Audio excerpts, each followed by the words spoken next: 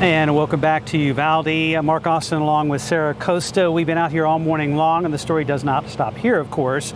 Our coverage continues online and, of course, in our later newscast. But Sarah was nice enough to come over to this location here at Uvalde Elementary School this morning.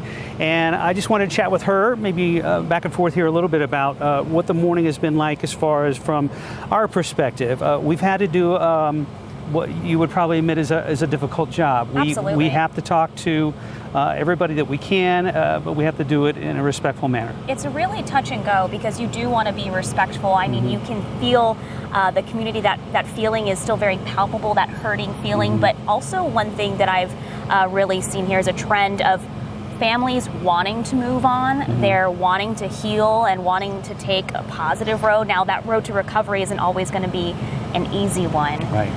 But I think some of the families I've talked to have done a lot of work, a lot of counseling to get emotionally and mentally ready for today, Mark. Now, you and I were both prepared for today.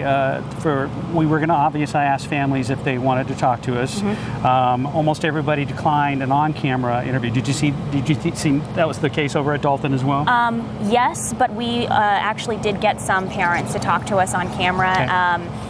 And it was, of course, during a hectic time to begin with. They're anxious because it's the first day of school. Right. They're not allowed to physically go in and drop off their kids. They're in this really jam-packed drop-off line. But some parents that we talked to, one woman got emotional. She said she was feeling anxious, but the one thing that was putting her at ease, Mark, was that she had 3 kids that were giddy and excited to go back. These are little kids. These are kindergartners. They're second graders. I had a first grader with a big bow that was like, look at my new bow. It said Uvalde Strong. So that kind of, that got my heart. It was nice to see that some of these kids are excited to start school and get back to almost like normalcy. Well, and that's what I was going to say, that the good thing about this morning, and this was our hope, was that it would feel a little bit more normal this morning, and it did, except for the law enforcement presence, which I'm sure you saw as well.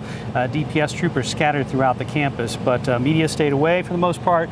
We did talk to some families, and overall everybody seemed to be very much anticipating getting back into a routine, getting back to normal, and the key obviously was getting kids in the building and with their teachers again.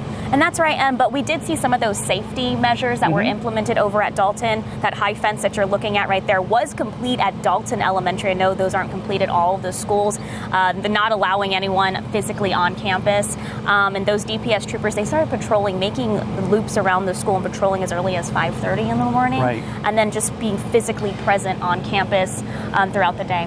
All right, well, I can say this, and you most likely agree, Sarah, 3 months and change is not a long time. This community has come a long way, and of course our thoughts and prayers are with Uvalde CISD, those parents, teachers, and staff as they return to class. She and I are going to work on some stories coming up at noon. Sound good? That sounds good. We're going to send it back to you guys in the studio. All right, thank you guys for the live coverage. Definitely our thoughts are with everybody out there. And I mean, it's good to see some of the kiddos wanting to go back to school. Excited to get back to the class, and you can tell those teachers were excited to welcome those kids. So it's all a good thing. So hopefully they'll have a great day on their first day back at school.